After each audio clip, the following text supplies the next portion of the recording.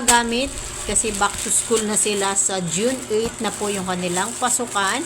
So ito po yung iba niyang mga gamit sa school. So bubuksan po natin. So let's go!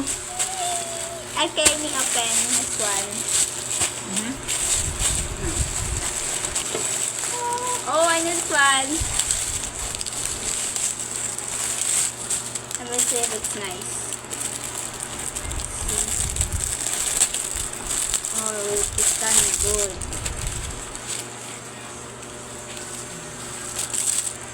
You know this? You know this, Ma? No, I don't know. Para sa bag, para hindi mabasa. Very good. Yeah. I also bought Kuya pins. Kasi pag lagi ko siya nakita ang buulan. Nakita ko pag Very good. nababasa. Napakabait naman ito. Very good yung anak ko. Love yan. Okay, next is my pencil case. Sana naman maganda. Ayan, very good. It's blue. Yes. Ayan, maganda po yan. It's a blue color. My favorite. Color is blue. Maganda po yung kulay ng kanyang lagyanan ng mga ballpen Yes, my and new. gunting.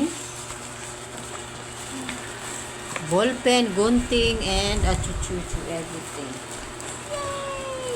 Yeah, very Okay, good. next. This is Ate's birthday niya. My birthday gift to maganda. her.